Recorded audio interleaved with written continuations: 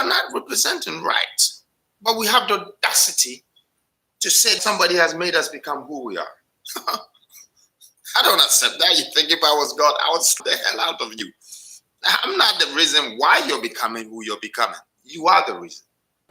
You are responsible for your thoughts. That's what God gave you, those brains. So if we can't see that we hate each other, we're killing each other.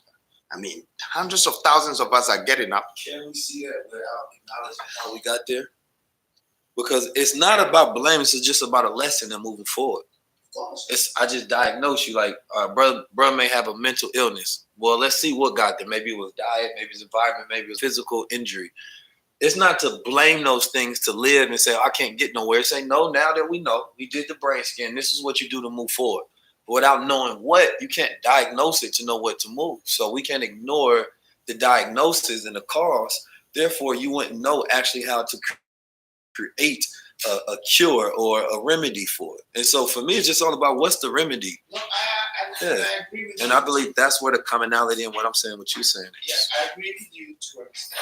Some people might want to find out the reasons why the problem has cropped up. Some people already suspected that the problem will happen, so they were prepared and they lace things up. So when the problem happens, they already had the solution. Some people don't care about it too. Just let me move on. Because the next minute is a moment that you need more so than the last minute, the moment that you had already. It's gone. And then it's, if you do everything right, and you build, and you create, and you provide every solution, there's the component of those who oppose those who want to solve the problems for the culture and the people in the diaspora, right? So we've had many brilliant people who have started, begun, and tried, but they've also been assassinated and murdered. And so that's not an excuse to not continue to do it, but it's a lesson so that we do it in a better way.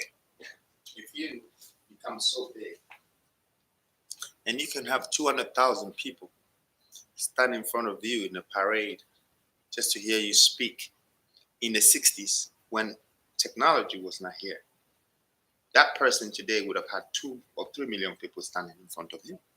I want you to measure that power. It's immeasurable.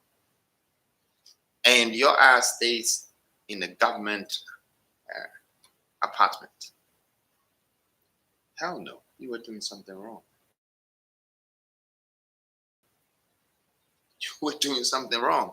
You see, when God gives you power, He expects the knowledge and the wisdom that the power is coming out from to build you wealth. The sort of wealth that will protect the power. The sort of power that will guide the blessing. The sort of blessing that would prevail the grace. And the sort of grace